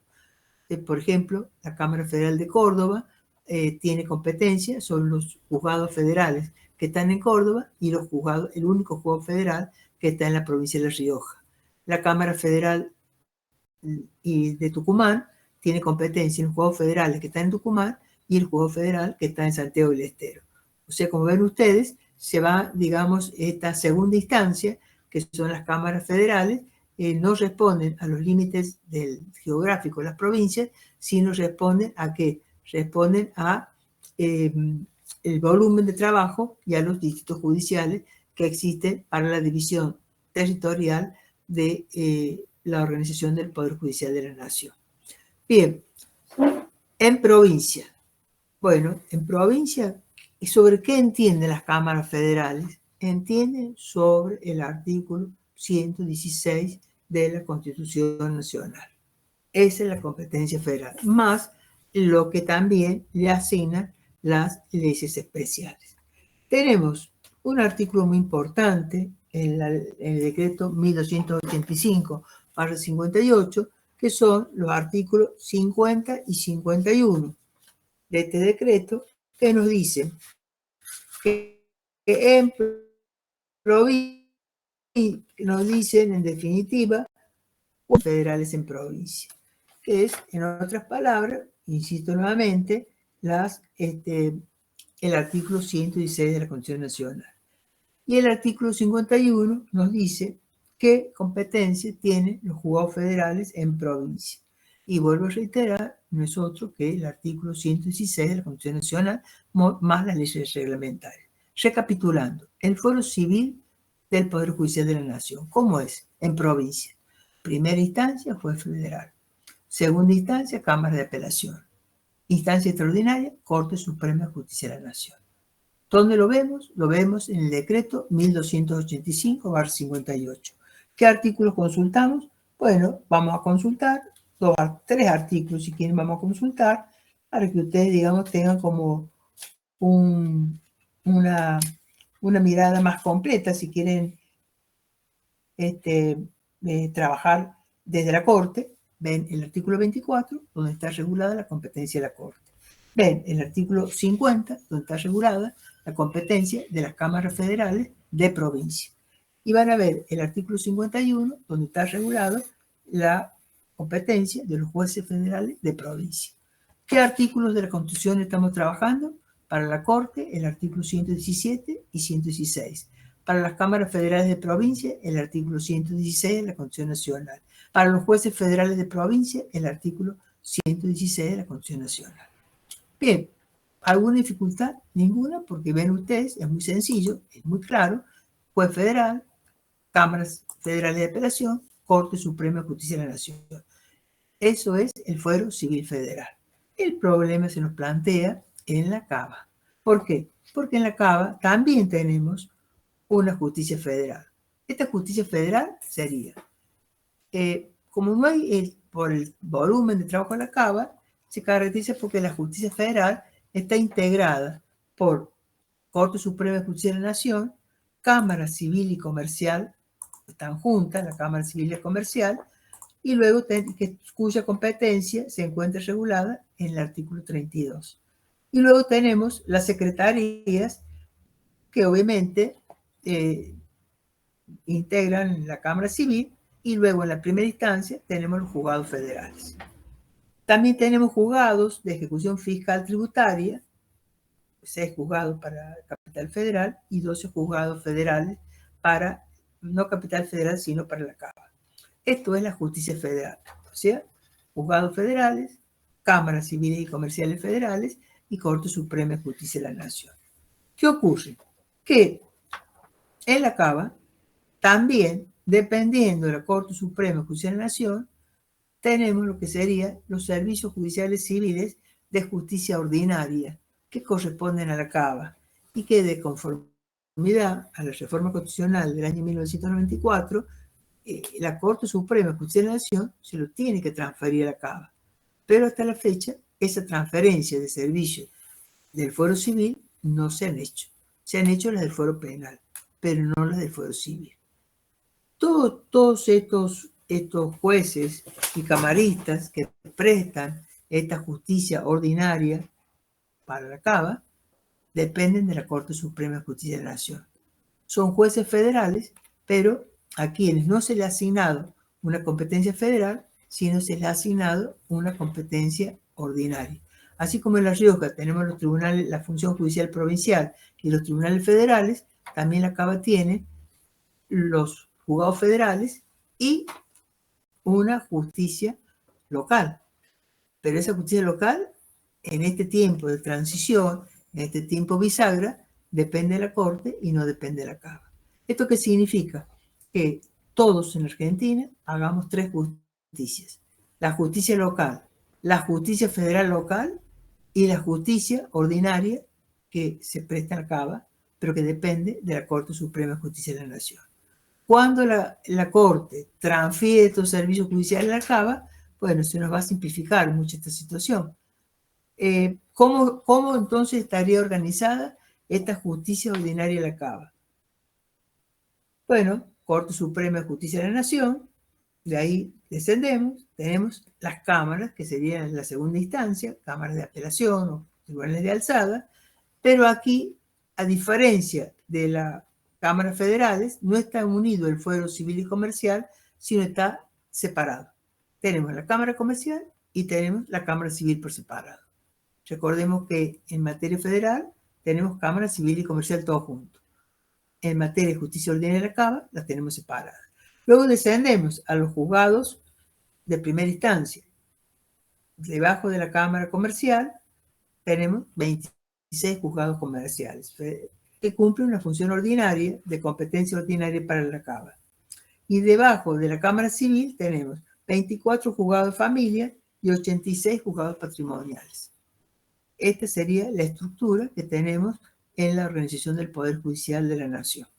O sea, vuelvo a insistir, no tenemos una ley orgánica, sí es muy útil leer el decreto ley 1285/año 1958 y ver cómo, si uno trabaja el Poder Judicial en la provincia, es simplísimo. Si uno trabaja el Poder Judicial en la Cava, también es simplísimo en el orden federal.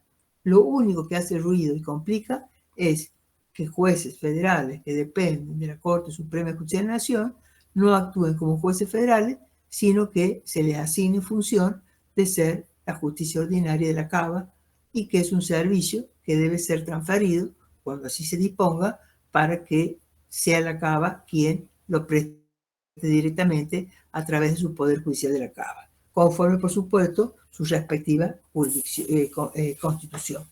Para cerrar, quiero decirles que en el aula virtual tenemos una guía con toda la organización del Poder Judicial de la Nación y sobre todo en particular de la Cámara Federal de Apelaciones de Córdoba, en razón de que la Cámara Federal de Apelaciones de Córdoba es la Cámara de alzada del Juzgado Federal de la provincia de La Rioja. Esta Cámara Federal de Córdoba está integrada por dos salas, la sala A y la sala B, que a su vez tiene la Secretaría 1 y la Secretaría 2. La Secretaría 1 es tribunal de alzada de los juzgados federales de la ciudad de Córdoba, que son 3, y del Juzgado Federal de La Rioja. Y la Secretaría 2 de la sala B tiene competencia sobre los 4 juzgados federales que están en el interior de la provincia de Córdoba. Bueno, queridos alumnos, con esto ya hemos visto ya la organización del Poder Judicial de la Nación. No sé si quedó alguna duda, si hay alguna pregunta para hacer. Ahí les compartimos para que vean los 2 cuadros, los 2 mapas que elaboró nuestra querida doctora Rosa Paz en este tema, digamos, tan complejo. Sí, hemos tratado de simplificarlo para que ustedes lo manejen. Yo les aconsejaría que lean el decreto 1285, porque a medida que uno lee el decreto es como se ubica, uno piensa Poder Judicial de la Nación y se hace un lío. Y la verdad que es muy simple, porque si uno lo maneja bien, haciendo esta distinción, lo que es el interior. ¿Por qué el interior es tan sencillo? Porque el cúmulo de trabajo es bajo. Por eso que incluso tienen competencia múltiple. Fíjense, por ejemplo, no hay una cámara civil en el interior, no hay una cámara comercial, no hay una cámara laboral. No, ¿cómo funciona? Bueno, con su secretaría, y ahí abarcan todos los fueros. ¿Y los juzgados federales cómo funcionan? No todos tienen la misma estructura, sino tienen distintas secretarías. Por ejemplo, el Juzgado Federal número 1 de Córdoba, que también tiene competencia en materia previsional, gráficamente uno va al edificio del Poder Judicial de Córdoba, de la Nación, y todo el primer piso depende del Juez Federal número 1. Es previsional, todo el primer piso. Hay una secretaría previsional. Y en el segundo piso, la cuarta parte del piso, están las otras secretarías donde se llevan los juicios civiles, los tributarios. O sea, existe como consecuencia de esta competencia múltiple, existe un solo juez, pero a través de su secretaría que integran su juzgado, es como que tiene una competencia múltiple en varios fueros distintos. No son jueces solamente civiles, sino son jueces civiles, previsionales, laborales. A mí me gusta calificar este tipo de competencia múltiple con una idea gráfica. Yo le llamo competencia ómnibus. Vieron que cuando uno va a subir el colectivo, sube gente, más gente, y siempre hay lugar. O sea, se abarrota porque siempre hay lugar en el ómnibus. ¿O no es así? Bien, bueno, así pasa con los juzgados del interior. No puede haber juzgados especializados porque no hay tanto volumen de trabajo. Entonces hay juzgados con competencia múltiple, que entienden en muchas, no en una sola materia, sino en muchas materias. Bueno, no sé si habrá alguna duda. Muchas gracias Mariano, muchas gracias Maricel, muchas gracias queridos alumnos por la foto que nos hemos sacado y que, bueno, obviamente la vamos a bajar al aula virtual. Y no sé si habrá alguna pregunta o alguna duda. Me gustaría que también consulten el aula virtual y lean dos lecturas que les pueden ser de mucha utilidad. Lean la ley 48, que es una ley del año 1862, y se van a maravillar cómo en ese tiempo, bueno, quienes nos han precedido eran genios, ¿no? Porque para ese tiempo construir un poder judicial cuando no tenemos nada era todo un desafío. Fíjense en esto para cerrar la clase. ¿Cuál fue el primer tribunal que tuvo Argentina? La Corte Suprema de Justicia de la Nación. ¿Y cómo actuó la Corte Suprema de Justicia de la Nación en sus primeros tiempos? Fue tribunal de primera instancia y fue tribunal de alzada. O sea, fue Corte Suprema. O sea, era todo mezclado. Porque no había trabajo. Son los primeros tiempos. Después, cuando se van dictando las nuevas leyes, se van a ir organizando, creando las cámaras federales, las 4 primeras, La Plata, Córdoba, Paraná y Buenos Aires, y después se van a ampliar más cámaras, y después se van a crear los tribunales federales, primero en Capital Federal y luego en provincias, pero al principio la Corte era todo. Por eso es que a veces estudiar la historia de la Corte a través de la Ley 27, que es una ley muy rica, es como un poco complicado, porque vuelvo a decir, era el único tribunal, entonces tiene que hacer todo, más o menos como actualmente tienen que ser los tribunales federales, que Doctora, tienen que atender muchas materias, ¿sí? una última pregunta. ¿Existe algún tipo de anomalía en que la Corte Suprema hoy esté funcionando con 4 integrantes? ¿No afecta en nada sus resoluciones? ¿Hasta tanto se cubra Hay eso? mayoría, pero obviamente uno mira, y yo digo humanamente, ¿no? El volumen es el único tribunal, y cada vez el tribunal crece más, y no actúa por salas. Entonces, realmente debemos señalar que ustedes dicen, ¿y cómo trabaja en los hechos un miembro de la Corte? Un miembro de la Corte en los hechos trabaja con los relatores. No se sabe a ciencia cierta cuántos relatores hay, pero cada ministro tiene varios relatores y tienen varias secretarías. Entonces, hay muchos, yo digo, cuando veo las estadísticas de la Corte, digo, bueno, voy a dividir las horas del día y voy a dividir la cantidad de años. ¿Y cómo puede ser que una persona pueda ver 15.000 fallos? Bueno, ocurre lo siguiente. Cuando uno va a ver las estadísticas, los fallos son así. Hay fallos que se resuelven por un sistema especial que es el certiorari, que pone un sello y se rechazan los recursos.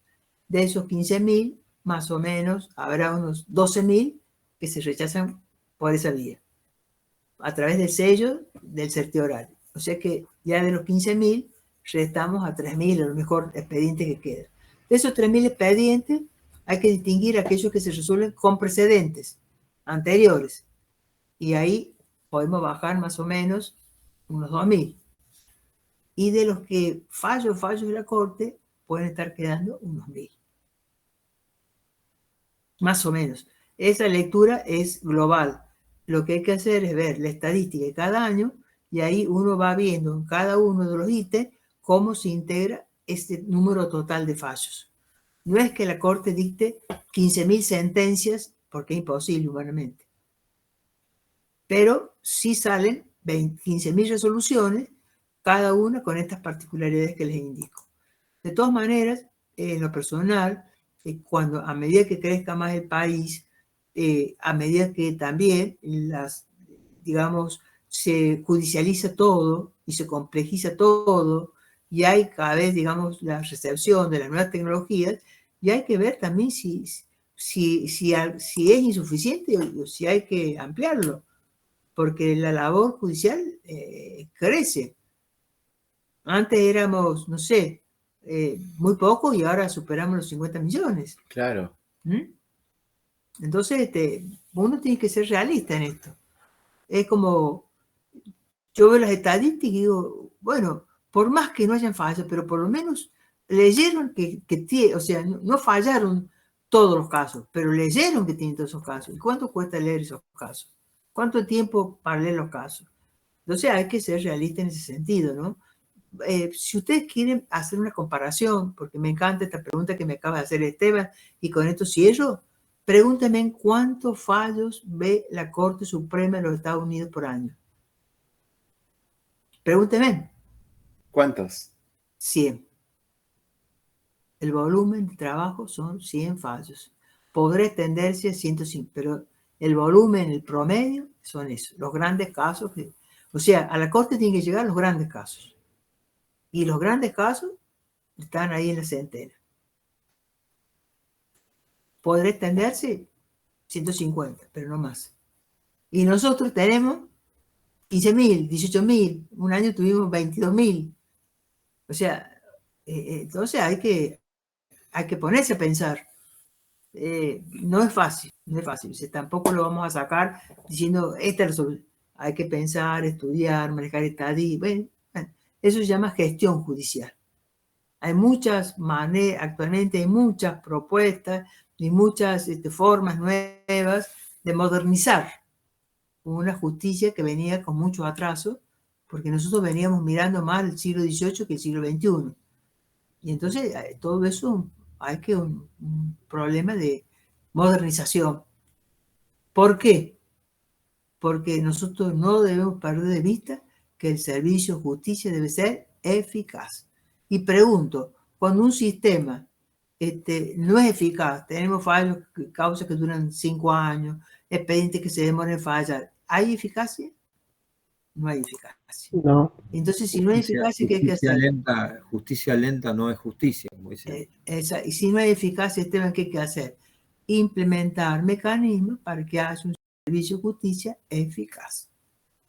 Entonces uno empieza a trabajar en las distintas puntas y de esa manera va buscando una justicia cerca de la gente. Una justicia que viva el tiempo de vida que tiene la gente. Y no que se olvide del almanaque y que haya causas muy, pero muy, muy prolongadas. Bueno, tenemos una visita virtual para hacer en la corte. No hemos tenido tiempo. En todo caso, lo vamos a ver en la próxima clase. Pero me parece importante en esta clase, como el profe Juan Carlos está con la tutoría, que también va a continuar mañana, con la organización del Poder Judicial de la provincia de La Rioja, me parece importante trabajar en la organización del Poder Judicial Nacional, pero con todo el marco que hemos dado, porque entonces así ustedes ya se van poniendo la camiseta del derecho procesal civil. Exactamente, repasando los avisos que ya los hicimos en el grupo de WhatsApp, pero por las dudas alguien no esté, mañana de 9 a 11, tutorías con el profe Juan Carlos de modo presencial en el módulo número 1, ahí por el mismo grupo de WhatsApp les va a avisar en qué aula están. Y el tema va a ser la organización del Poder Judicial de la provincia de La Rioja. Exactamente. Pregunta número 2. Los cuadros estos que ustedes vieron, que están en el campo virtual, están subidos en lo que es el campo virtual en distintas guías. La asistencia se registra automáticamente en el Meet. En el caso de la pregunta por el programa que veía Teoría General del Proceso, Nadia, esto es Derecho Procesal Civil. Lo que vos estás viendo es Teoría General del Proceso. Son aulas virtuales diferentes. Si te conectaste para Teoría General del Proceso en este link, esto es Derecho Procesal Civil y Teoría es a las 8. Y en el caso de lo que es las otras preguntas que hicieron para el tema de registrarse en el campo virtual o el grupo de WhatsApp, más sencillamente, quienes no hayan tenido alguna dificultad para completar el formulario de Google, pueden enviarme un mensaje a mi WhatsApp y de esa manera buscamos la manera de solucionar y de asistirlos tecnológicamente. Con esto, queridos y queridas alumnas, damos por terminada esta clase y yo la verdad que con esto no puedo otra cosa que hacer un aplauso espectacular por esta magistral clase de nuestra querida doctora Ávila Paz. Excelente, doctora. Excelente, muchas gracias. Muy feliz fin de y mañana con el profe Juan Carlos a seguir trabajando, ¿no? En la organización del Poder Judicial. En otras palabras, estamos trabajando en una parte dura, leyes orgánicas, pero muy importante. Nos vemos. Nos vemos. Nos vemos, profe. Luego tengan buen fin de semana. Chao, chicos. Muchísimas gracias, igualmente. Chao, Maricel, chao, Mariano. Feliz fin de Chao, chicos. igualmente. Gracias.